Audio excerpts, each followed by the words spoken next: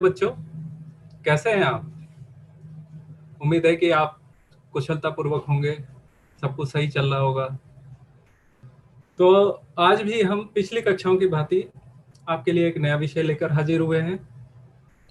आज का जो विषय है वो इस वर्तमान परिस्थितियों को अगर मद्देनजर हम ध्यान रखें तो आज का जो युग है वो प्रौद्योगिकी का युग है, टेक्नोलॉजी का युग है, SMS ईमेल का जमाना है। किंतु इसके बावजूद भी पत्रों का अनोखा संसार उपस्थित है और इसलिए आज हम पत्र लेखन, विशेषकर औपचारिक पत्र लेखन पर चर्चा करेंगे। तो आज के इस कार्यक्रम की सूत्रधार सुमन मैम, जो हमारे साथी हैं, वो इस कार्यक्रम को प्रस्तुत करेंगे। एक बात बताना चाहता हूं कि आप इस कार्यक्रम को देखने के बाद, इस कक्षा को देखने के बाद आपके डिस्क्रिप्शन में या लिंक में एक गूगल फॉर्म दिया जाएगा। उस गूगल फॉर्म को आप जरूर करें। इससे क्या होगा कि आज की कक्षा की जो विषय संबंधी जांच है वो आपकी हो जाएगी। और दूसरा, आज के जो विषय विशेषज्ञ के रूप में हमारे दो साथी मौजूद रहेंगे। एक तो डॉक्टर शिवेंद्र कुमार झा है, जो प्रवक्ता हिंदी कोर एकेडमिक यूनिट है, और दूसरे हमारे साथी डॉक्टर आलोक तिवारी जी हैं, जो प्रवक्ता स्कूल ऑफ एक्सीलेंस रोहिणी के हैं। तो इस कार्यक्रम के शुभारंभ करते हैं, शुरुआत करते हैं और आपको इस यात्रा पे लेके चलते हैं। मैं सुमन मैम से आग्रह करूंगा कि आगे वो इसको प्रस्तुत करें। सुमन मैम।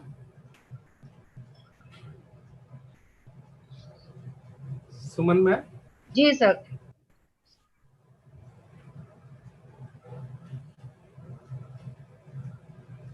सभी को नमस्कार।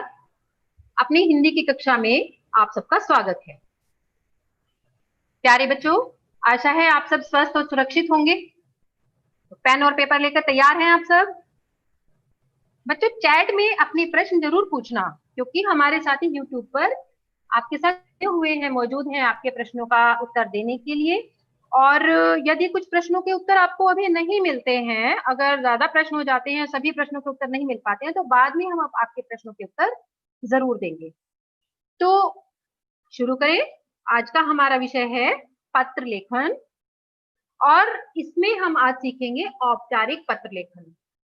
औपचारिक पत्र लेखन में हम सीखेंगे औपचारिक पत्रों के उद्देश्य, उनके प्रकार, उनका प्रारूप और उनकी अंक योजना के बारे में जानेंगे। और औपचारिक पत्र के अंदर आज हम दो प्रकार के पत्र लिखना सीखेंगे बच्चों।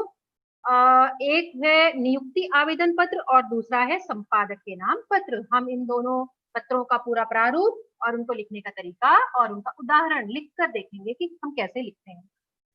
तो बात शुरू करने से पहले क्या मैं आपसे एक कौन सा प्रश्न पूछूं? तो सभी बच्चे मेरे जरा इस प्रश्न के बारे में सोचिए, भाषा का हमारे लिए क्या महत्व है? भाषा क्यों जरूरी है हमारे लिए? सोच रहे हैं? मुझे पता है बहुत सारे बच्चों को इसका उत्तर पता है। भाषा का हमारे लिए महत्व है कि भाषा के माध्यम से हम अपने भावों और विचारों को अभिव्यक्त करते हैं। और कैसे करते हैं? किन रूपों में? दो रूपों में, बोलकर और लिखकर। तो ये जो लिखित रूप है हमारी भाषा का बच्चों, ये रूप स्थायी होता है, अर्थात हम इसको देर तक संभाल कर अपने पास रख सकते हैं। बच्चों, जब आदि मानव ने लिखना सीखा था, मानव ने जब लिखना सीखा था, उसके पास लिपि का विकास नहीं हुआ था, तब भी वह चित्रलिपि में लिखा करता था। तो विकास के क्रम के साथ साथ हमारी भाषा और लिपि का स्वरूप भी बदलता चला गया। तो प्यारे बच्चों, भाषा का विकास कैसे हुआ ये तो हम बात फिर कभी करेंगे। आज हम बात करेंगे पत्र लेखन की, चिट्ठी, या जिसे आप कहते हैं, इंग्लिश में कहते हैं लेटर। बच्चों, आदमी को पत्र लिखने की आवश्यकता कब हुई? तब हुई जब उसे किसी दूर बैठे आदमी तक अपना संदेश पहुंचाना होता था। जहां तक वह बोलकर संदेश नहीं पहुंचाना चाहता था तो खत के माध्यम से अपना संदेश पहुंचाता था, चिट्ठी के माध्यम से। तो ये संदेश जब हमने पहुंचाए, जब संचार के माध्यमों का विकास नहीं था, तो मानव कबूतरों के माध्यम से अपना संदेश पहुंचाता था। उसके बाद वैज्ञानिक विकास के साथ साथ संदेश के माध्यम भी बदलते चले गए। डाकिया आया, डाक सेवाएं आई, कुरियर सेवाएं आई, और उसके बाद आया हमारा सबसे आधुनिक और सबसे तीव्र माध्यम इंटरनेट। और इंटरनेट पर हम जो पत्र लिखते हैं उसे क्या कहते हैं? ईमेल।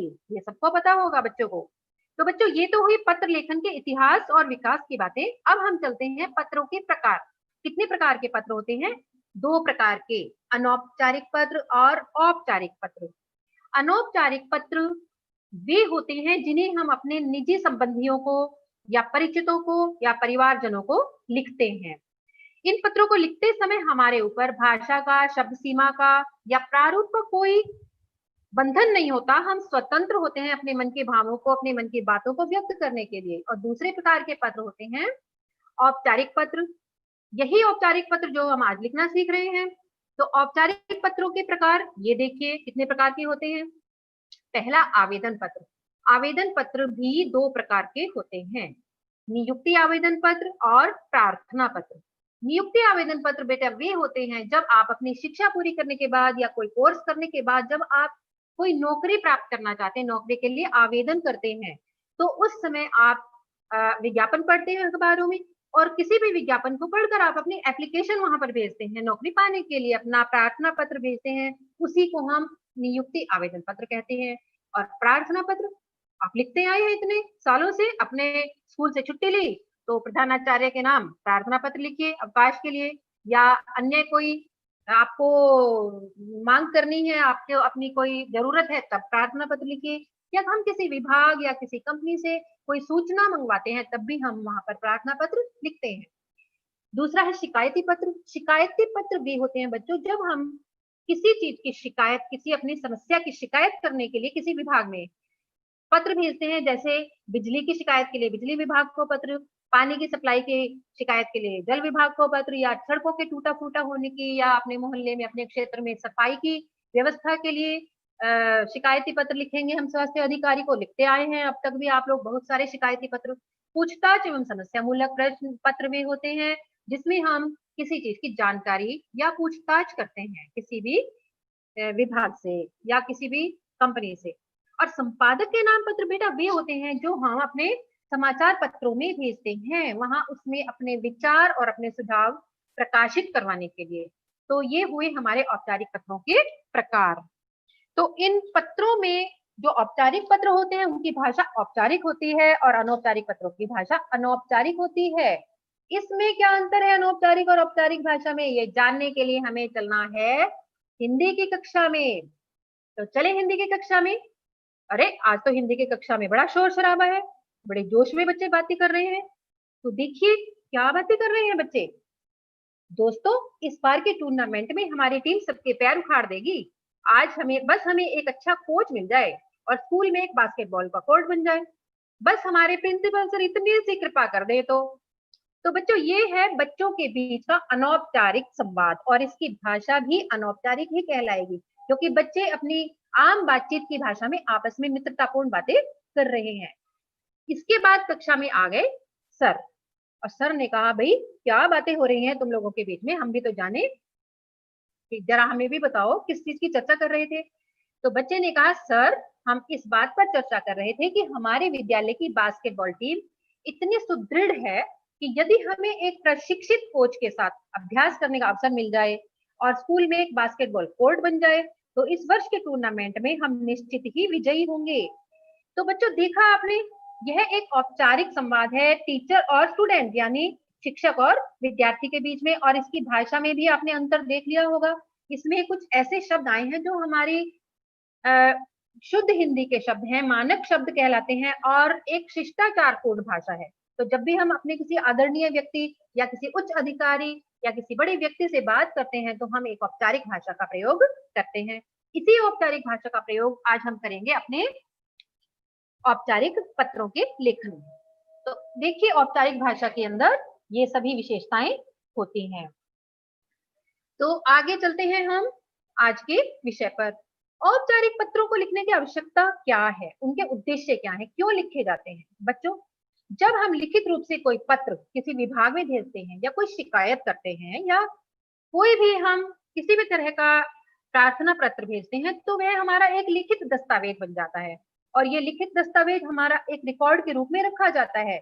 जिनके पास हम भेज रहे हैं उनके पास भी और हमारे पास भी एक प्रमाण हो जाता है उस बात का, वह स्थायी रूप से हमारे पास होता है ताकि हम उसको प्रमाण के रूप में प्रस्तुत कर सके। देखिए मौखिक रूप से यदि हम कोई शिकायत करते हैं तो सुनने वाला व्यक्ति भूल भी सकता है या समय पर नकार भी सकता है। तो यह कारण है कि हम लिखित रूप में कोई भी चीज रखते हैं तो वह प्रमाण सिद्ध हो जाती है और विश्वसनीय हो जाती है। तो ये हमारे औपचारिक पत्रों के उद्देश्य और आवश्यकता है लिखने की। तो अब देख लेते हैं हम इसका अंक विभाजन, कि जब आपकी परीक्षा में यह प्रश्न आएगा बच्चों तो इसका अंक विभाजन कैसे होगा। कुल अंक हमारे होंगे 5 नंबर का प्रश्न है ये। प्रारूप का 1 अंक होगा। विषय वस्तु या प्रस्तुतिकरण जिसे हम पत्र का मुख्य भाग कहते हैं उसके 3 अंक होंगे और भाषा और व्याकरण की शुद्धता का होगा 1 अंक। तो इस प्रकार से 5 अंकों का विभाजन हो गया। बच्चों एक बात बहुत ध्यान से आपको याद रखनी है कि केवल प्रारूप लिखने के अंक नहीं मिलेंगे। यदि आपने केवल प्रारूप लिखकर छोड़ दिया और अपनी बात का अपना प्रस्तुतिकरण विषय का प्रस्तुतिकरण ठीक से नहीं किया या बिल्कुल भी नहीं किया तो बेटा अंक उसमें नहीं मिलेंगे। इसलिए आपको प्रस्तुतिकरण पर भी ध्यान रखना है। चलिए तो अब हम शुरू करते हैं। सबसे पहला और सबसे महत्वपूर्ण आज की कक्षा का जो भाग है वह है पत्र का प्रारूप। बेटा कोई भी पत्र किस प्रारूप में लिखा जाएगा, हम उसे किन किन चरणों में बांटकर लिखेंगे, ये हमारे आज की कक्षा का सबसे महत्वपूर्ण भाग है। बेटा ये प्रारूप है जिसमें ये बिंदु आएंगे और इन बिंदुओं पर आधारित ही पत्र आपको लिखना है और ये सभी चरण इसी क्रम में रहेंगे। ठीक है, तो सबसे पहला है प्रेषक का पता। प्रेषक कौन? पत्र भेजने वाला। यदि आप पत्र भेज रहे हैं तो आप प्रेषक हुए, तो सबसे पहले आप अपना पता लिखेंगे, अपना। ठीक है, दूसरा है दिनांक। दिनांक आज की, जिस दिन पत्र लिखा जाता है, और यह दिनांक किस तरीके से लिखनी है ये भी हम आपको बताएंगे आगे कक्षा में आज की। तीसरा है प्राप्तकर्ता यानी पाने वाले का पद और पता, जिसके पास हम पत्र भेज रहे हैं। नंबर 4 विषय, पत्र का विषय संक्षेप में लिखेंगे हम। संबोधन यानी महोदय या महोदया कहकर हम उनको संबोधित करेंगे। छठा है पत्र का कलेवर या विवरण, जिसमें हम अपनी मुख्य बात मुख्य विषय को प्रस्तुत करते हैं, उसे हम पत्र का मुख्य भाग भी कहते हैं, body of the letter English में कहते हैं। सातवां है समापन निर्देश, जिसमें हम पत्र को समाप्त करके धन्यवाद कहते हुए हम अपनी सूचना देते हैं भवदीय या भवदीया कहकर, और अंत में हम अपने हस्ताक्षर और नाम लिखते हैं। नौवां है बच्चों संलग्नक। संलग्न का मतलब होता है लगाना, यानी आप जिस पत्र के साथ, किसी पत्र के साथ यदि कोई अन्य प्रमाण पत्र या अन्य कोई कागज पेपर लगाकर भेजते हैं, जैसे आप नियुक्ति पत्र लिखेंगे, नियुक्ति पत्र के साथ आप प्रमाण के तौर पर अपने सर्टिफिकेट्स यानी प्रमाण पत्र, अपनी फोटो या अपना बायोडाटा स्ववृत्त भेजते हैं, उसी को हम कहते हैं संलग्नक। तो नियुक्ति आवेदन पत्र में आप संलग्नक भी लिखेंगे। और जिस पत्र के साथ आप कोई संलग्नक नहीं लगा रहे हैं उस पत्र को लिखते समय आपके ये 8 बिंदु होंगे, और संलग्नक जिसमें लगा रहे हैं उसमें ये 9 के 9 बिंदु आपको लिखने हैं। तो ये हुआ हमारा पत्र का प्रारूप। अब हम आज के पहले पत्र को सीखने चलते हैं, नियुक्ति आवेदन पत्र। बच्चों जॉब लेटर इसको हम इंग्लिश में कहते हैं, और इसको लिखने में आपको क्या क्या बातें ध्यान रखनी है, क्या लिखना है और कैसे लिखना है। क्या लिखना है में कि हम अपनी बात को कैसे प्रस्तुत करेंगे, विषय वस्तु क्या होगी, और कैसे लिखना है में आपको देखना है कि हमारी भाषा कैसी हो और पत्र का प्रारूप कैसा हो। नियुक्ति आवेदन पत्र के बच्चों 2 भाग होते हैं, आपको पता भी होगा, आपने इंग्लिश की कक्षा में सीखा भी होगा। पहला भाग होता है आवेदन पत्र, जिसे हम इंग्लिश में कहते हैं कवरिंग लेटर। इसमें आप आवेदन करते हैं। समाचार पत्र में जब आप कोई विज्ञापन पढ़ते हैं किसी रिक्ति का, किसी पद का, तो आप उसे देखकर एक पत्र लिखते हैं कि मुझे इस पद पर कार्य करने का अवसर प्रदान किया जाए, और इसको हम कहते हैं आवेदन पत्र। उसके साथ आप लगाते हैं अपना स्ववृत्त, जिसे आप इंग्लिश में कहते हैं बायोडाटा। स्ववृत्त में आप अपनी पूरी जानकारी और अपना पूरा विवरण देते हैं। तो ये 2 भाग हो गए हमारे नियुक्ति पत्र के। अब हम चलते हैं नियुक्ति पत्र का पहला भाग यानी आवेदन पत्र का प्रारूप देखते हैं कि बेटा इसको कैसे लिखा जाएगा। देखिए आप देख रहे हैं कि इसके वही बिंदु हैं सारे जो हमने प्रारूप में देखे थे। सबसे पहले आप अपना पता यानी प्रेषक का पता लिखेंगे। अपना पता कौन सा लिखेंगे, सोचिए जरा, अपने घर का पता या विद्यालय का पता? नहीं, घर का या विद्यालय का पता नहीं लिखेंगे। हाँ, यदि आपको प्रश्न में कोई पता दे रखा है, आपका नाम दे रखा है, तो वह आप लिख देंगे। परंतु यदि प्रश्न में कोई पता नहीं दे रखा तो आप अपना कोई पहचान इसमें नहीं देंगे। बेटा परीक्षा में हम अपनी कोई पहचान नहीं देते, ये आप सबको पता है।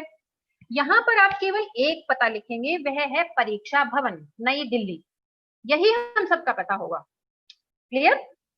परीक्षा भवन नई दिल्ली, ये आपका पता हो गया बच्चों। उसके बाद एक लाइन खाली छोड़नी है। मैंने क्या बोला?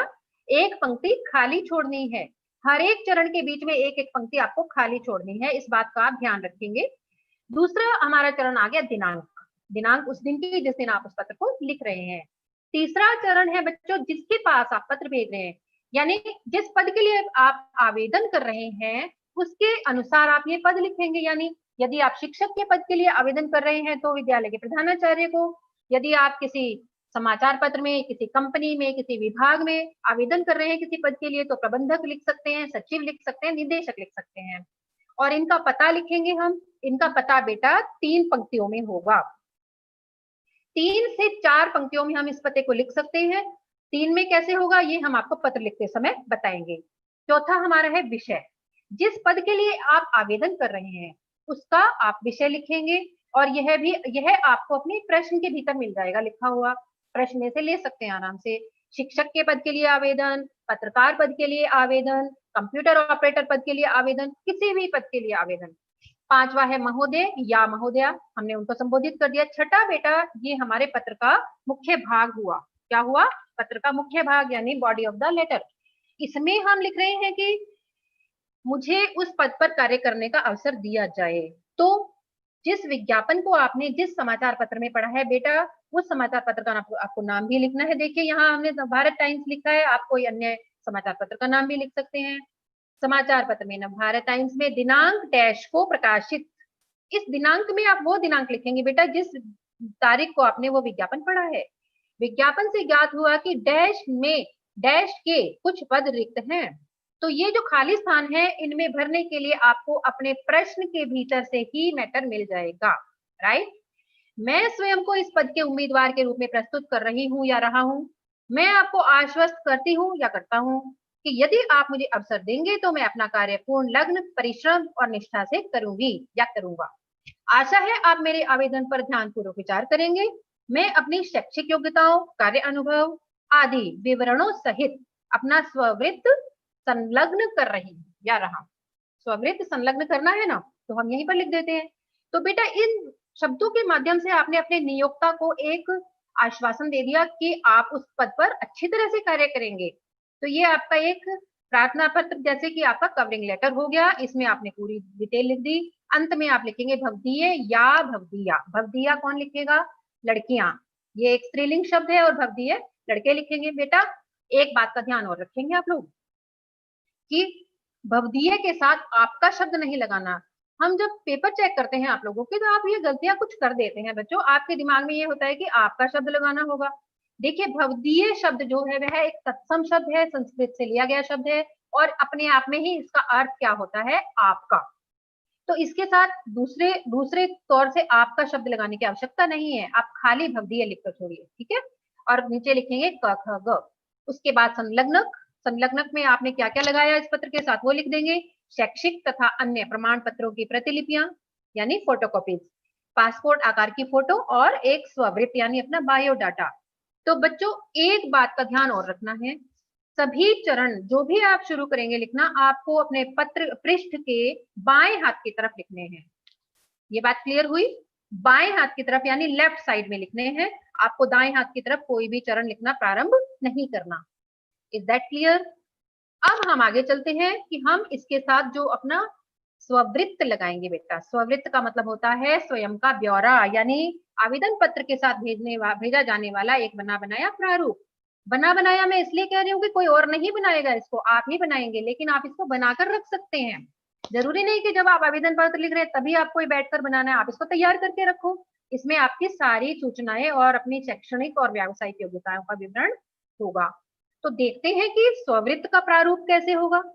स्ववृत्त का प्रारूप आपके सामने लिखा हुआ है। देखिए सबसे ऊपर सबसे पहले आप अपनी जानकारियां देंगे। मुख्य अपना नाम, पिता का नाम, जन्म तिथि और स्थायी पता। स्थायी पता बेटा वह पता होता है आपके घर का पता या जहां पर आपके पत्र आते जाते हैं, वह आपका स्थायी पता होता है। इसके साथ अपना मोबाइल और ईमेल भी लिख सकते हैं। मोबाइल नंबर और ईमेल भी आजकल स्थायी पते के अंदर ही आता है। 5वें नंबर पर अपनी शैक्षिक योग्यताएं, आपकी पढ़ाई क्या है, आपने कितनी कक्षा तक पढ़ाई की है, आपकी शैक्षणिक योग्यताएं क्या है, वह आप एक टेबल बनाकर लिखेंगे तो ज्यादा अच्छा रहेगा। देखिए सामने आपकी बनी हुई है, यह योग्यताएं आपको 10वीं कक्षा से लिखनी प्रारंभ करनी है और अंत तक जहां तक आपने पढ़ाई की है, या पद के अनुसार भी अपनी योग्यताएं बता सकते हैं, जिस पद के लिए आवेदन कर रहे हैं। इसमें आपको 3 कॉलम, जैसे कहाँ से आपने वह परीक्षा प्राप्त उत्तीर्ण की, बोर्ड, विश्वविद्यालय या विद्यालय का नाम, उत्तीर्ण किस वर्ष में किया और कितने अंक प्राप्त किए। छठा पॉइंट है व्यावसायिक योग्यता। बेटा इसमें यदि आपने उस पद से संबंधित कोई कोर्स किया है, कोई ट्रेनिंग की है या कोई प्रशिक्षण प्राप्त किया है, कोई डिप्लोमा किया है, उसका विवरण देंगे। कार्य अनुभव में आप अपना एक्सपीरियंस बताएंगे। यदि उस पद पर या उस जैसे किसी पद पर आपने कोई नौकरी कर ली है या आपके पास कार्य करने का कोई अनुभव है तो कितने वर्ष का अनुभव है वो आप लिखेंगे। यदि अनुभव नहीं है तो भी लिख दीजिए, क्योंकि हो सकता है आप पहली बार आवेदन कर रहे हो, कोई बात नहीं, आप ये भी लिख दीजिए।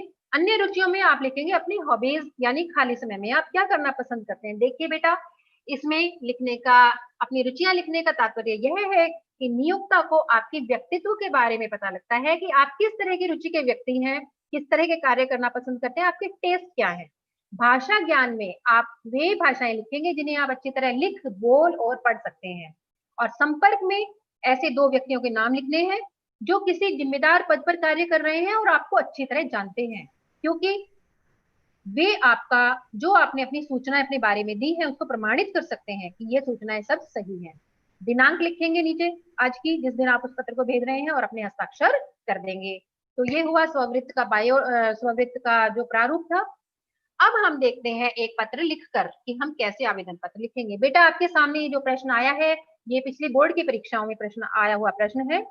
कल्पना कीजिए कि आपने पत्रकारिता के क्षेत्र में अपना अध्ययन पूरा कर लिया है और नवभारत टाइम्स अखबार में पत्रकार पद के लिए आवेदन भेजना चाहते हैं। इसके लिए एक आवेदन पत्र लिखिए। बेटा आपको प्रश्न को ध्यान से पढ़ना है और इसके भीतर से ही कुछ ऐसे पॉइंट निकल जाएंगे जिन्हें आप अपने उत्तर में प्रयोग कर सकते हैं लिखने के लिए, आप आपके हेल्प हो जाएगी। तो आप ध्यान से पढ़िए। यहाँ पर मैंने ब्लैक कलर से यानी काले रंग से वे पॉइंट उभार दिए हैं। आपने वह विज्ञापन कौन से अखबार में पढ़ा, कौन से समाचार पत्र में, नवभारत टाइम्स में, और किस पद के लिए आवेदन कर रहे हैं, पत्रकार पद के लिए आवेदन। तो जब हम प्रश्न को ध्यान से पढ़ेंगे तो हम ये पॉइंट उसमें से निकाल सकते हैं। तो देखें जरा इस नियुक्ति आवेदन पत्र को हम कैसे लिखेंगे। बेटा प्रारूप आपके सामने था, आपको याद है सारे पॉइंट। सबसे पहले आप अपना पता लिख रहे हैं और आपका पता क्योंकि प्रश्न में कोई दे नहीं रखा तो आप अपना पता वही लिखेंगे, परीक्षा भवन नई दिल्ली। फिर आप क्या करेंगे बेटा, एक पंक्ति खाली छोड़ेंगे, क्योंकि यहाँ पर पंक्ति खाली नहीं छोड़ी है क्योंकि यहाँ पर बेटा स्थान की कमी थी, लेकिन मैं आपको याद दिला रही हूँ कि आप एक पंक्ति खाली छोड़ेंगे।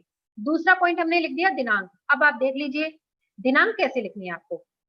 22 अगस्त 2020 हमने पूरे विस्तार से यह दिनांक लिखी है बेटा। इसमें हमने शॉर्ट टर्म का प्रयोग नहीं किया, शॉर्टकट नहीं मारा।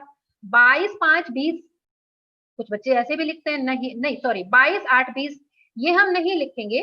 22 और उसके बाद महीने को हम पूरा शब्दों में लिखेंगे, अगस्त पूरा लिखेंगे, और वर्ष को भी हम पूरा ही लिखेंगे बेटा 2020। तो शॉर्ट टर्म में नहीं लिखना।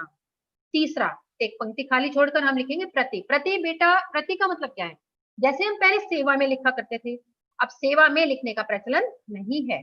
जिनके पास हम पत्र भेज रहे हैं उनके लिए हम जैसे इंग्लिश में टू लिखते हैं तो हिंदी में हम लिखते हैं प्रति। उसके बाद आप लिखेंगे प्रबंधक या संपादक, क्योंकि हम पत्रकार पद के लिए आवेदन कर रहे हैं और पत्रकार पद के लिए आवेदन या तो हम संपादक के पास भेजेंगे या उस समाचार पत्र के प्रबंधक के पास, दोनों में से कोई एक लिखना है। और देखिए हमने इनका पता कैसे लिखा। हमने इनका पता 4 पंक्तियों में लिखा है, ये 3 पंक्तियों में भी लिखा जा सकता है। पहले पंक्ति में हमने उनका पद लिखा, दूसरी पंक्ति में हमने वह स्थान लिखा जहां वे कार्य कर रहे हैं, यानी वे किस समाचार पत्र के संपादक हैं या प्रबंधक हैं। तो यहाँ हमने कौन सा समाचार पत्र लिखा है, नवभारत टाइम्स। आप किसी अन्य समाचार पत्र का भी नाम लिख सकते हैं। उसके बाद हमने उनके शहर में जहां पर वह छपता है, जहां उसका पता है, वह लिख दिया है बहादुर शाह जफर मार्ग नई दिल्ली। दिल्ली का पिन कोड भी लिख दिया है। तो बेटा आप जिस समाचार किसी एक समाचार पत्र का याद कर लीजिए यदि आपको पत्रकार पद के लिए आवेदन करना पड़ सकता है तो। उसके बाद 5वें नंबर पर हमने उसका विषय लिखा है, पत्रकार के पद के लिए आवेदन। ठीक है बेटा, विषय हमेशा संक्षेप में लिखा जाता है, कम से कम शब्दों में लिखा जाता है। इसे आप लंबा चौड़ा या पूरे पंक्ति में, पूरे वाक्य में लिखने की आवश्यकता नहीं है, इतने से ही आपका विषय क्लियर हो पा रहा है। छठा, हमने उनको संबोधित किया महोदय, और उसके बाद 7वें नंबर पर हमने अपना पूरा मुख्य भाग लिख दिया। देखिए, जो हमने प्रश्न में से पॉइंट उठाए थे बेटा, वे हमने लाल रंग से इसमें हाईलाइट कर दिए हैं। आपने विज्ञापन कहाँ पढ़ा था? नवभारत टाइम्स में। और दिनांक कितनी को पढ़ा था? 2 अगस्त 2020 को। अब एक बात का ध्यान और रखेंगे, ऊपर लिखी दिनांक से नीचे वाली दिनांक अलग है, क्योंकि बेटा जो आपने विज्ञापन पढ़ा था वो आज से कुछ दिन पहले पढ़ा था। जिस दिन आप उस आवेदन पत्र को लिख रहे हैं, तो उससे कुछ दिन पहले की दिनांक आप लिखिए। 5 दिन, 10 दिन, 12 दिन, हमने यहाँ 2 अगस्त लिख दिया, इसको हम 12 अगस्त भी लिख सकते थे। तो ये बात क्लियर हुई। विज्ञापन से ज्ञात हुआ कि आपके समाचार पत्र में पत्रकार के कुछ पद रिक्त हैं। कौन से पद के लिए आवेदन कर रहे हैं? पत्रकार पद के लिए। तो यहाँ पर हमने उसको मेंशन कर दिया, लिख दिया, पत्रकार के कुछ पद रिक्त हैं। और शेष भाषा, शेष शब्द, लाइनें, वाक्य वही है जो हमने आपको प्रारूप में बताए थे। बेटा यह प्रारूप, ये जो भाषा है इसकी, आवेदन पत्र की मुख्य भाग की, ये आप याद करके रख लीजिए। कोई भी आवेदन पत्र आप लिखते हैं किसी भी नौकरी के लिए, तो आप बिल्कुल यही समान, यही वाक्य, इन्हीं शब्दों में आप अपना आवेदन पत्र प्रस्तुत कर सकते हैं। भवदीय क ख ग, क ख ग में आप अपना नाम नहीं लिखेंगे, क्योंकि आपका प्रश्न में कोई नाम नहीं दे रखा, तो क ख ग ही लिखकर छोड़ देंगे। और संलग्नक में आपने 3 चीजें दी हैं, शैक्षिक तथा अन्य प्रमाण पत्रों की प्रतिलिपियां, अपने मतलब सर्टिफिकेट्स की फोटोकॉपी, अपनी फोटो, और अपना स्ववृत्त यानी बायोडाटा। तो ये हुआ हमारा नियुक्ति आवेदन पत्र पत्रकार पद के लिए। और ये जो स्ववृत्त इसके साथ लगाएंगे, उसको हम कैसे लिखेंगे? ये देखिए, ये हमारा स्ववृत्त तैयार हो गया है बेटा। नाम, पिता का नाम, जन्म तिथि और स्थायी पता में हम अपनी कोई पहचान नहीं देंगे, इसलिए इसमें हम केवल क ख ग लिखकर छोड़ देंगे। ये बात सबको स्पष्ट हुई? अपना नाम, पिता का नाम, जन्म तिथि या स्थायी पता एक्चुअल में लिखने की आवश्यकता नहीं है बेटा। परीक्षा में आप अपना केवल क ख ग ही लिखेंगे। शैक्षिक योग्यताओं में देखिए, हमने इसके कॉलम भर दिए हैं। 10वीं हमने सीबीएसई से पास की है, उत्तीर्ण वर्ष लिख दिया, और अपने अंक लिख दिए, कितने अंक हमने प्राप्त किए। 12वीं में भी हमने लिख दिए, और उसके बाद बीए यानी स्नातक की जो हमने डिग्री ली है, दिल्ली विश्वविद्यालय से ली है, और उसका भी हमने वर्ष और अपने प्राप्तांक लिख दिए हैं। कोई अन्य अगर योग्यता या पढ़ाई आपने की है, तो वह भी आप इसमें लिख सकते हैं। बेटा इसमें आपको उत्तीर्ण वर्ष में ध्यान रखना है कि 10वीं कक्षा के बाद 12वीं कक्षा का वर्ष 2 वर्ष के बाद लिखना है, क्योंकि 10वीं के बाद 12वीं हम 2 वर्ष के बाद पास करते हैं ना, और बीए उसके बाद 3 वर्ष के बाद। तो इतना गैप आपको 3 वर्ष में रखना है। छठे में हमने लिख दिया व्यावसायिक योग्यता, क्योंकि हम पत्रकार पद के लिए आवेदन कर रहे हैं, तो हम योग्यता भी वही लिखेंगे। हमने क्या किया है? डिप्लोमा, किसमें? पत्रकारिता में 2 वर्ष का डिप्लोमा। कार्य अनुभव में हमने यहाँ लिख दिया संध्या दैनिक में 2 वर्ष का अनुभव। संध्या दैनिक यानी इवनिंग न्यूज़पेपर में 2 वर्ष का अनुभव आपने प्राप्त किया है। यदि कोई अनुभव नहीं है तो लिख दीजिए कि इस विषय में मेरे पास कोई अनुभव नहीं है। अन्य रुचियों में हमने अध्ययन, लेखन, संगीत और भ्रमण लिखा है। भ्रमण यानी घूमना फिरना। आप कोई और भी लिख सकते हैं रुचि अपनी। और ये रुचियां भी बेटा आपको उस तरह से लिखनी है कि नियोक्ता आपके रुचियों से ये समझ जाए कि इस पद पर कार्य करने के लिए इनके पास रुचियां भी उसी प्रकार की हैं कि इस पद पर ये बेहतर कार्य कर पाएंगे। भाषा ज्ञान में हमने यहाँ 4 भाषाएं लिख दी हैं, हिंदी, अंग्रेजी, संस्कृत और पंजाबी। बेटा हिंदी और अंग्रेजी तो आप लिख ही देंगे, क्योंकि उनमें आजकल कार्य होता है। उसके अलावा अन्य भाषाएं भी आप लिख सकते हैं। संपर्क में हमने 2 व्यक्तियों के नाम, प्रधानाचार्य और प्रबंधक। जिस बैंक में आपका अकाउंट है, वे प्रबंधक आपको जानते हैं, और आपके प्रधानाचार्य तो आपको जानते ही हैं, क्योंकि आप उनके स्टूडेंट रहे हो और इतने वर्षों तक आप उनके पास रहे हो, पढ़े हो, तो आपके विषय में जानते हैं कि आप किस प्रकार के व्यक्ति हो। तो आपकी जानकारियां ये प्रमाणित कर सकते हैं। बेटा किन्हीं भी 2 व्यक्तियों के नाम और उनके जो आपको डिटेल लिखनी है, पते लिखने हैं, वो आप याद करके रख लेना। तो जब हमें संपर्क लिखना होगा तो फटाफट लिख सकते हैं, याद करने की जरूरत नहीं पड़ेगी। आज की दिनांक नीचे लिख दी और अपने हस्ताक्षर कर दिए। परीक्षा में आप हस्ताक्षर में भी क ख ग ही लिखेंगे। तो बेटा ये हुआ हमारा स्ववृत्त। नियुक्ति आवेदन पत्र और स्ववृत्त लिखकर देख लिया है। और अब हम चलते हैं आलोक सर के पास। डॉक्टर आलोक तिवारी हमारे साथ हैं, और वे देखेंगे कि बच्चों ने अब तक का विषय कितना समझा है। तो आलोक सर। धन्यवाद सुमन मैडम। आपने जिस तरह से पत्रों के विषय में बताया, उनके प्रकारों के विषय में बताया, निश्चय ही बच्चे बहुत अच्छी तरह इसे समझ गए होंगे। मैं बच्चों को एक चीज और कहना चाहूंगा कि बच्चों, जो प्रारूप मैडम ने बताया है, उस प्रारूप को बिंदुवार लिखकर आप अपनी स्टडी टेबल के सामने जिस अध्ययन कक्ष में लगा लें, ताकि आपके आते जाते उस पर नजर पड़ती रहे। तो आइए अब हम देखते हैं कि आप कितना सीख सकें। मुझे पूरी उम्मीद है कि आप सभी प्रश्नों के सही उत्तर अपने चैट बॉक्स में दर्ज करके हम लोगों को बताएंगे। सही और गलत बताना है आपको। पहला है, पत्र का हर चरण बाईं ओर लिखा जाता है। दूसरा, नियुक्ति आवेदन पत्र में संलग्नक लिखना अनिवार्य नहीं है। तो जल्दी से चैट बॉक्स में फटाफट आप लोग अपने उत्तर लिखिए, और जिससे हम ये जान सकें कि जो हम आपको बता रहे हैं वो आप सीख पाए या नहीं। और अब मैं सुमन मैडम को दोबारा आमंत्रित करता हूं कि वे इस कक्षा को आगे बढ़ाएं। सुमन मैडम।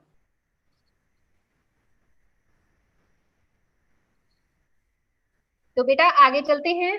अभी तक आपने सीखा नियुक्ति आवेदन पत्र लिखना, और उम्मीद है कि आपने प्रश्नों के उत्तर भी चैट बॉक्स में अंकित कर दिए होंगे। अब देखिए आपके स्क्रीन पर ये जो एक फोटो दिखाई दे रही है बेटा, क्या है इसके भीतर, क्या नजर आ रहा है आपको? ये वे समाचार पत्र हैं जो हमारे राज्य में, हमारे देश में दैनिक रूप से छपते हैं। बेटा इन सभी समाचार पत्रों में कॉलम होता है पाठकों के पत्र, जिन्हें उस पत्र के पाठक या कोई भी अन्य नागरिक संपादक के पास भेजते हैं। क्यों भेजते हैं, क्या लिखा होता है उनमें? उसमें किसी भी सामाजिक समस्या या मुद्दे या मामले पर अपने विचार और अपने जो सुझाव हैं वे लिखे होते हैं, और उन्हें संपादक जी उस समाचार पत्र में प्रकाशित करते हैं। क्यों किया जाता है ऐसा? संपादक के नाम पत्र क्यों लिखे जाते हैं, क्यों प्रकाशित किए जाते हैं? इनके भी कुछ उद्देश्य हैं। देखिए, अपने विचारों और दृष्टिकोण को समुदाय के साथ साझा करने के लिए यह एक उपयुक्त मंच है। समस्याओं के समाधान में मीडिया की महत्वपूर्ण भूमिका है। आप सब जानते हैं कि मीडिया आजकल कितना सशक्त है, किसी भी समस्या को सामने लाने और उसका समाधान करने में कितनी महत्वपूर्ण भूमिका निभाता है, सहायता करता है, और समाज की समस्याओं के प्रति संवेदनशीलता की अभिव्यक्ति भी होती है। कोई भी जिम्मेदार नागरिक अपने समाज से जुड़ा होता है, उसकी समस्याओं के बारे में विचारशील होता है, विचार करता है, और दूसरों के साथ उसके बारे में बातें भी करता है, डिस्कशन करता है, समस्याओं को सामने लाता है।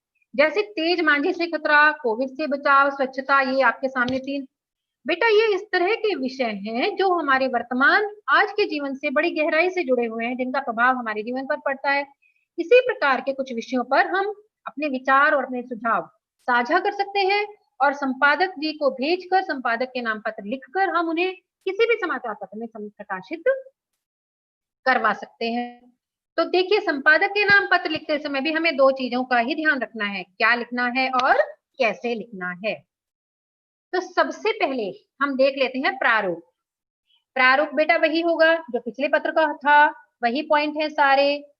बस इसमें आपको महोदय संबोधन के बाद जब हम अपने बॉडी ऑफ द लेटर यानी पत्र का मुख्य भाग लिखते हैं बेटा, तो उसका आपको ध्यान रखना है, कैसे आपको उसका प्रारंभ करना है। बेटा देखिए, अपनी बात शुरू करने के लिए हम एक विशेष प्रकार के वाक्य या शब्दों का प्रयोग कर सकते हैं। जैसे यहाँ लिखा है, मैं आपके प्रतिष्ठित समाचार पत्र के माध्यम से समाज के लोगों एवं सरकारी अधिकारियों का ध्यान डैश के विषय, समस्या या मुद्दे की ओर आकर्षित करना चाहती हूँ या चाहता हूँ।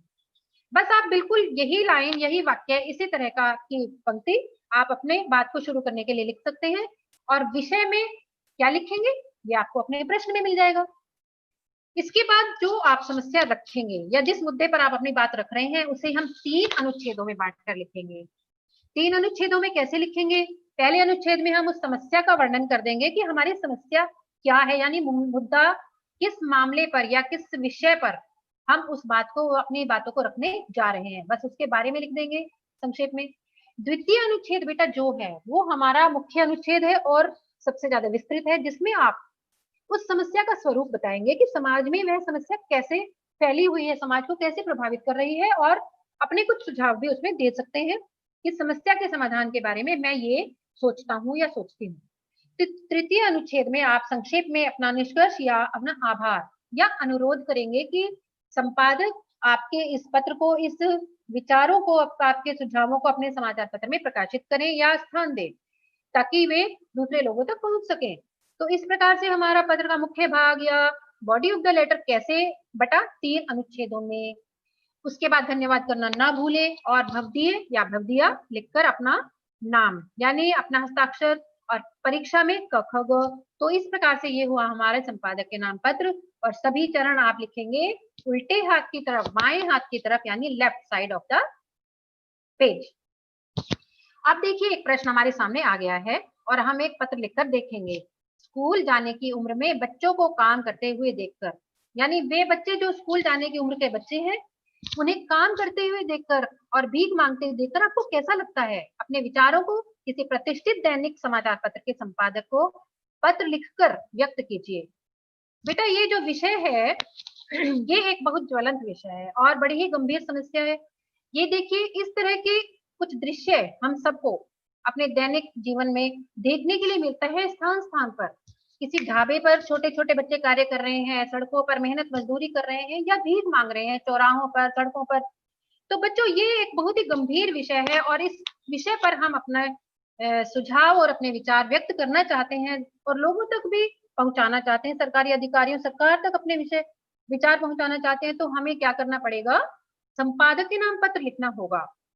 तो देखिए हम ये पत्र लिख रहे हैं। कैसे लिख रहे हैं? सबसे पहले हमने लिखा अपना पता जो कि है परीक्षा भवन नई दिल्ली, क्योंकि प्रश्न में आपका कोई पता या नाम नहीं दिया है। दूसरे नंबर पे हमने आज की दिनांक लिखी। उसके बाद हमने लिखा संपादक का पता। ये भी हमने 4 पंक्तियों में लिख दिया है, 3 पंक्तियों में भी लिखा जा सकता है।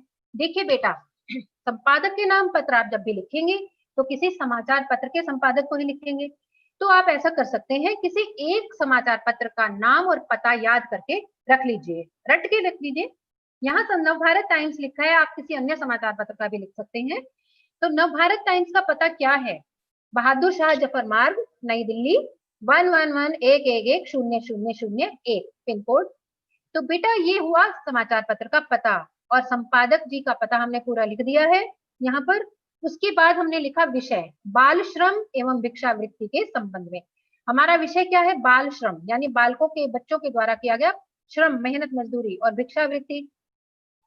ये भी हमने संक्षेप में लिखा है। इसी संक्षिप्त विषय से ही हमारे पूरे विषय का प्रस्तुतिकरण हो रहा है, समझ में आ रहा है। फिर हमने उनको संबोधित किया महोदय कहकर। तत्पश्चात हमने अपना पहला अनुच्छेद लिखा। देखिए हमने पहले अनुच्छेद में अपना विषय कैसे प्रस्तुत किया है बेटा। मैं आपके प्रतिष्ठित या लोकप्रिय, इन दोनों शब्दों में से आपको एक लिखना है। समाचार पत्र के माध्यम से देश के नागरिकों और अधिकारियों का ध्यान बच्चों की भिक्षावृत्ति और बाल श्रम की ओर दिलाना चाहती हूँ। देश की आजादी के लगभग 72 वर्षों के बाद भी जब मैं अक्सर छोटे छोटे बच्चों को सड़कों चौराहों पर भीख मांगते देखती हूँ अथवा दुकानों, फैक्ट्रियों या ढाबों पर मजदूरी करते देखती हूँ तो शर्म आती है और इनके भविष्य के बारे में चिंता उभर जाती है। बेटा ये पहला अनुच्छेद है, इसमें आपने अपनी समस्या का वर्णन कर दिया जिस विषय में आप वो पत्र लिख रहे हैं। और अब हम देखते हैं कि दूसरा और तीसरा अनुच्छेद कैसे लिखेंगे। दूसरे अनुच्छेद में हमने लिखा बच्चे समाज तथा देश का भविष्य होते हैं। बचपन सीखने की अवधि होती है जिस आयु में उन्हें शिक्षा प्राप्त करनी चाहिए तथा खेल कूद और कुछ नया सीखना चाहिए, उस उम्र में उनसे काम करवाया जाता है। ये बच्चे शारीरिक, मानसिक और बौद्धिक विकास से वंचित रह जाएंगे। इनके बड़ा होकर अपराध की ओर बढ़ने की भी पूरी आशंका है। यह समाज के लिए चिंता का विषय है। सरकार की बाल कल्याण की सैकड़ों योजनाएं हैं, परंतु इन बच्चों को भीख मांगते देखकर लगता है कि वे सब योजनाएं काल्पनिक हैं। समाज के लोगों को इन बच्चों के भविष्य के बारे में सोचने और कार्य करने के लिए आगे आना चाहिए तथा सरकारी स्तर पर भी योजनाओं को गंभीरता से लागू किया जाना चाहिए। तो आपने अपने विचार और अपने सुझाव लिख दिए। द्वितीय अनुच्छेद। तृतीय अनुच्छेद में हम लिखते हैं आशा है आप मेरे विचारों को अपने समाचार पत्र में स्थान देंगे ताकि समाज के लोग और सरकार देश के इन नन्हे नागरिकों की दशा के बारे में उपयुक्त कदम उठा सके। उसके बाद आप धन्यवाद लिखकर भवदीय लिखेंगे या भवदिया लिखेंगे और उसके बाद लिखेंगे क ख ग। तो बेटा ये हुआ हमारा संपादक के नाम पत्र। और अब चलें आलोक सर के पास। वहां तो आपको चलना ही पड़ेगा क्योंकि आपको एक छोटा सा परीक्षण भी देना है। तो आलोक सर आ जाइए। धन्यवाद सुमन जी। बच्चों आप लोगों ने देखा कि पत्र लिखना अपने आप में कोई उलझाऊ चीज नहीं है, बल्कि आप अपने अनुभवों से और अपनी भाषा के माध्यम से अपनी बात को एक सशक्त तरीके से कैसे प्रस्तुत कर सकते हैं। जैसा कि मैडम ने बताया कि विषय वस्तु में उद्देश्य, मुख्य भाग जो है उसका वो उद्देश्य होना चाहिए, और साथ ही साथ पत्र में जिस समस्या का आप चर्चा कर रहे हैं उस समस्या को अपने अनुभवों से आप समृद्ध करेंगे। आइए कुछ सवाल आपसे पूछ लेते हैं। मैं जानता हूं इन सवालों के आप सभी लोग सही और सटीक उत्तर देंगे। अपने चैट बॉक्स में उत्तर देंगे आप, और सवाल देखेंगे स्क्रीन पर। पहला सवाल है, पत्र के अंत में आपको भौदीय लिख सकते हैं? आपका भौदीय लिखा जा सकता है, हां अथवा नहीं, चैट बॉक्स में लिखें। दूसरा प्रश्न है, पत्र के प्रत्येक चरण के बाद एक पंक्ति खाली छोड़नी है, हां अथवा नहीं। पत्र का मुख्य कलेवर एक ही अनुच्छेद में लिखना है। तो जल्दी से चैट बॉक्स में अपने उत्तर अंकित कीजिए, और मैं आमंत्रित करता हूं सुमन मैडम को कि वे दोबारा आएं और बच्चों को कक्षा में आगे ले चलें। सुमन मैम। जी सर। तो बेटा आगे चलने से पहले मैं आपको एक बात स्पष्ट कर दूं कि यदि आपको किसी प्रश्न का उत्तर नहीं पता, यदि आप कहीं अटक रहे हैं या सोच रहे हैं कि अरे मैं तो समझ नहीं पा रहा, तो आप इस वीडियो को दोबारा से देखिएगा, शुरू से देखिएगा। ये सारी बातें आपको स्पष्ट हो जाएंगी जो प्रश्न में पूछी गई हैं, या कोई भी अन्य बात। दूसरी बात मैं आपको एक बहुत मुख्य बात ये बता रही हूँ बेटा कि इस प्रश्न को, यानी आप अपने पत्र को कितने शब्दों में लिखेंगे, इसकी शब्द सीमा क्या है? इसकी शब्द सीमा है 120 से 150 शब्दों के बीच। 130, 135 इतने शब्द भी आपके हो सकते हैं, 140 भी हो जाते हैं। कई बार हम अपनी समस्या का अच्छे से वर्णन करते समय थोड़े बहुत शब्द बढ़ जाते हैं, तो आप इस बीच में अपने शब्दों को रखिएगा। और तीसरी बात, एक बहुत मुख्य बात का आप ध्यान रखेंगे, परीक्षा में जब आप इस पत्र को लिखेंगे बेटा, तो पत्र वाले प्रश्न को जब आप लिखेंगे तो आप कोशिश कीजिए कि आपका पूरा पत्र एक ही शीट पर आ जाए, एक पृष्ठ पर आ जाए। जैसे आपकी आंसर शीट होती है, तो उस पर ये मत कीजिए कि आधा पत्र एक शीट पर और आधा पत्र दूसरी शीट पर पलट कर। कोशिश कीजिए कि एक पूरी शीट पर आप अपने पत्र को पूरा लिख दें, ताकि जो परीक्षक है उन्हें भी जांच कार्य करने में आसानी हो बेटा। और एक शीट पर लिखा हुआ आपका पत्र सुंदर भी लगेगा और प्रस्तुत भी ठीक से हो जाएगा, तो इस बात का आप ध्यान रखेंगे। उसके अलावा हमने आपको देखे यहाँ पर एक शिकायती पत्र भी लिखकर दे दिया है बेटा, इसको आप पढ़ लेंगे, अच्छी तरह समझ लेंगे। शिकायती पत्र क्या होता है ये देख लीजिए कि शिकायत की है हमने यहाँ पर एक विषय की आवश्यकता से अधिक पेड़ काटे जाने के संबंध में, वन अधिकारी को हमने पत्र लिखा है। तो बेटा इसको भी हमने वैसे ही प्रस्तुत किया है, उसी प्रारूप में। आप इसको पढ़ लीजिएगा, समझ लीजिएगा कि कैसे लिखा है। आपको एक अन्य एक्स्ट्रा हमने दे दिया है पत्र लिखकर, ताकि आप देख सके कि शिकायती पत्र भी कैसे लिखे जाते हैं। तो अब कुछ बातें जो ध्यान रखनी है आपको पत्र लिखते समय बेटा, कुछ चीजों का आपको पत्र लिखते समय ध्यान रखना होता है। देखिए, आप जिस बात को लिख रहे हैं वह बात स्पष्ट हो जाए, आप इस प्रकार से लिखिए। पढ़ने वाला जो पत्र लिख रहा पढ़ रहा है, जिसके पास आपने पत्र भेजा है, वह आपकी बात को स्पष्ट रूप से समझ सके, इस तरीके से लिखिए। लेख तो साफ होना ही चाहिए, स्पष्ट होना चाहिए। वर्णन विषयांतर नहीं होना चाहिए, यानी जिस विषय का आप वर्णन कर रहे हैं बीच में कोई दूसरी बात मत ले आइए। किसी एक विषय पर जिस पर आप पत्र लिख रहे हैं उसी विषय का वर्णन करें। आपकी भाषा शैली सरल और सहज होनी चाहिए, बहुत क्लिष्ट या अलंकारिक भाषा लिखने की आवश्यकता नहीं है। पत्र को सरल और सहज भाषा में लिखिए ताकि वो सबको समझ आ सके। आपके लिखने में नयापन और ताजगी तो होनी ही चाहिए बेटा। अपनी बात को कहने का हर बच्चे का अपना तरीका होता है, तो अच्छी तरह अपनी बात को समझाइए, बढ़िया तरीके से समझाइए, अच्छी भाषा में लिखिए और ऐसे समझाइए कि पढ़ने वाला प्रभावित हो जाए। और आपका पत्र आवश्यकता से अधिक विस्तृत नहीं होना चाहिए, संक्षिप्तता और सटीकता यानी टू द पॉइंट लिखिए, उस चीज का आपको ध्यान रखना है। तो ये हुई कुछ बातें जो आपको पत्र लिखते समय ध्यान रखनी है। तो अब मुझे लगता है कि बच्चों को आज का विषय, पत्र लिखने का तरीका, उसका प्रारूप सब समझ आ गया होगा, ध्यान में कौन सी बातें रखनी है वो समझ आ गई होंगी। तो अब मैं आपको दे रही हूँ कुछ अभ्यास कार्य बेटा। ये वे प्रश्न हैं जो आपकी सीबीएसई की परीक्षाओं में पिछले वर्षों में आए हुए हैं। बेटा इन सारे पत्रों को आप लिखकर अवश्य देखिएगा, क्योंकि आपको ये पता लग जाएगा कि आपको प्रारूप समझ आ गया या नहीं, पत्र कैसे लिखना है, अपनी बात को कैसे प्रस्तुत करना है, कहीं कोई त्रुटि तो नहीं हो रही है लिखने में। क्योंकि बेटा एक एक चीज का अंक है। आपने देखा था अंक योजना, इसमें अंक विभाजन में कि आपको प्रारूप के अलग अंक हैं, मुख्य भाग के अलग अंक है, और भाषा और व्याकरण की शुद्धता के। तो आप ये पत्र लिखें, सभी पत्र, और अपने विषय अध्यापक से, अध्यापिकाओं से चेक जरूर करवाएं, वे आपकी त्रुटियों का समाधान करेंगे। तो आप ये सब अभ्यास कार्य कीजिएगा, क्योंकि बेटा जो पत्र है वह रचनात्मक लेखन का एक अंग होता है, और रचनात्मक लेखन कभी भी रटकर नहीं सीखा जा सकता, उसके लिए हमें अभ्यास करना होता है। और पत्र जो है बेटा, जो हमने आज औपचारिक पत्र सीखा, हालांकि उसका प्रारूप और उसकी भाषा का एक निश्चित सांचा होता है, ठीक है, वो तो हम बदल नहीं सकते, लेकिन ये जरूरी है हर व्यक्ति जो भी अपना पत्र लिखेगा, अपनी बात को प्रस्तुत करेगा, तो हर व्यक्ति का अपना तरीका, अपनी शैली होती है। जितनी प्रभावी शैली में और भाषा में आप अपने पत्र को लिखेंगे, पढ़ने वाला आपके पत्र से उतना ही प्रभावित होगा, और उसका प्रति उत्तर भी आपको उतना ही बढ़िया मिलेगा। तो आप अपने पत्र को लिखने का तरीका सीखें, क्योंकि पत्र लिखना भी एक कला होती है, और इस कला को हम रट कर नहीं सीख सकते, अभ्यास के द्वारा ही सीख सकते हैं। तो आशा है आपको ये विषय समझ आया होगा और स्पष्ट हो गया होगा। अब मैं अंकित सर और शिवेंद्र सर और आलोक सर, अपनी पूरी टीम को अनुरोध करती हूँ, उनको इनवाइट करती हूँ कि जरा इस आज के विषय पर कुछ बातें कर लें, और बच्चों के कुछ प्रश्न यदि हैं तो उनका समाधान कर दें, उनकी शंकाओं का। जी मैम, एक तो ये प्रश्न है कि कुछ बच्चों ने ये पूछा है कि अगर जैसे बहादुर शाह जफर मार्ग का हमने पता दिया था कि अगर वो पता दूसरा दे तो इसके संदर्भ में मैं ये कहना चाहूंगा कि बच्चों जो भी पता होगा वो प्रश्न पत्र में दिया होगा। आप दो चीज ध्यान रखेंगे कि पत्र लेखन सिर्फ परीक्षा के उद्देश्य से नहीं है, ये आपके जीवन में व्यवहारिक रूप से उपयोगी होता है। आपको इतना समझना है कि पत्र कहाँ लिखना है।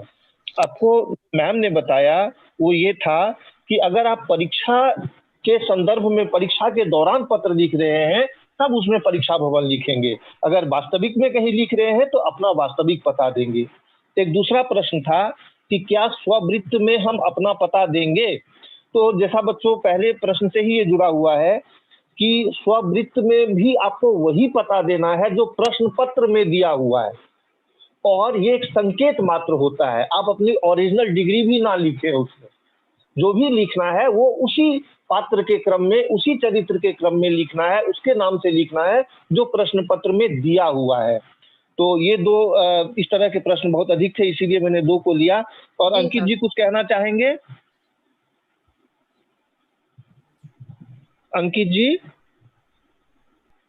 सर कुछ कहना चाहेंगे संदर्भ? हाँ, मैं एक प्रश्न, बच्चों के कुछ लगातार प्रश्न आ रहे थे, वो था कि सेवा में लिखना क्यों जरूरी अब मतलब बंद हो गया है, सेवा में लिखना बंद क्यों हो गया है?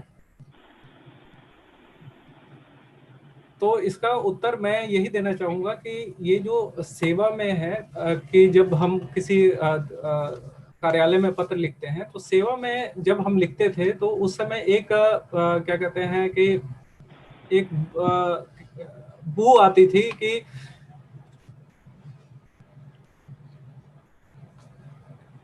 हेलो अंकित सर, इसका जवाब में, हाँ जी आलोक सर आप बोलिए। जी जी, दरअसल जो सेवा में हम लिखा करते थे अपने पत्रों में, उसमें बच्चों एक समय था जब हम लोग प्रजा हुआ करते थे, राजा हुआ करते थे, या उसके बाद जब अंग्रेजों का समय आया तो उस समय में भी एक तरह से सामंतशाही हावी थी। तो जो अधिकारी वर्ग होता था वह जो है वह एक तरह से इस रूप में होता था कि हम उसे अपना मालिक मानते थे।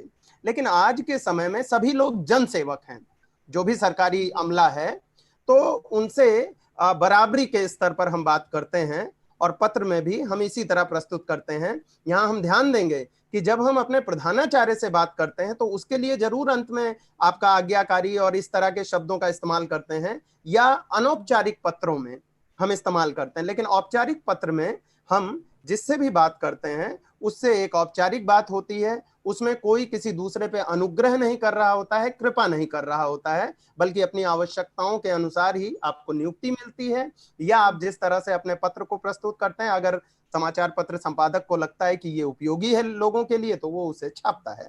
बिल्कुल आलोक जी, आपने सही कहा कि जो हमारे जो एक साम्राज्यवादी जो परंपरा थी, जो हमारे अंग्रेज आए थे, तो उन्होंने एक परंपरा शुरू की थी कि एक मालिक और नौकर का संबंध स्थापित किया था। उस मालिक और नौकर के संबंध को अब सरकार समझ रही कि हमारे जितने भी दफ्तर हैं या कार्यालय हैं, वो जनसेवक हैं और जनसेवक की तरह उनको लोगों की सेवा करनी है। तो ये मान लिया गया है कि अब जितने भी कर्मचारी हैं वो लोगों की सेवा के लिए हैं, तो इसलिए अब सेवा में लिखना जरूरी नहीं है। बिल्कुल बिल्कुल ठीक है, बिल्कुल ठीक है सर, बिल्कुल सही जवाब दिया है।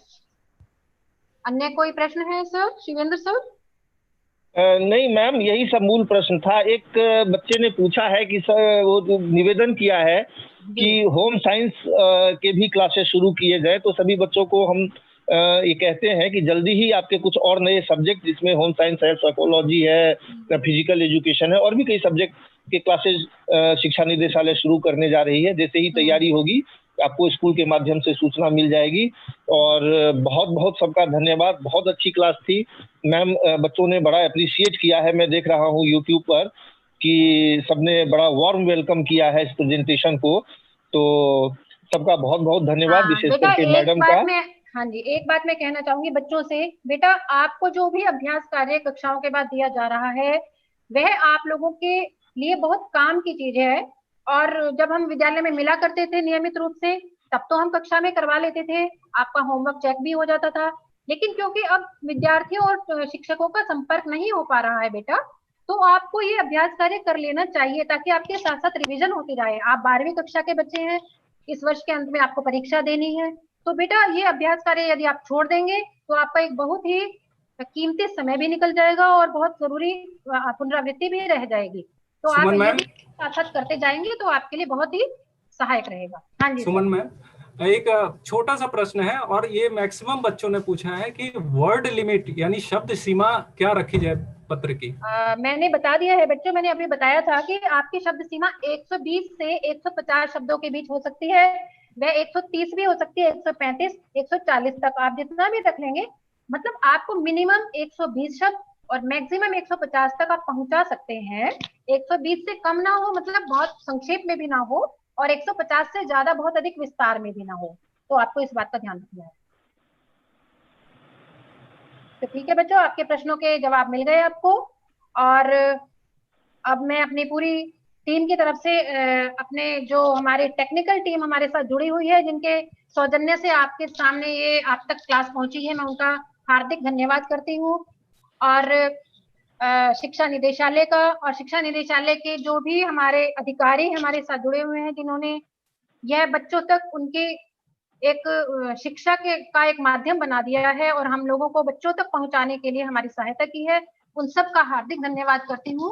और बेटा अगली कक्षा में फिर मिलेंगे, तब तक के लिए धन्यवाद।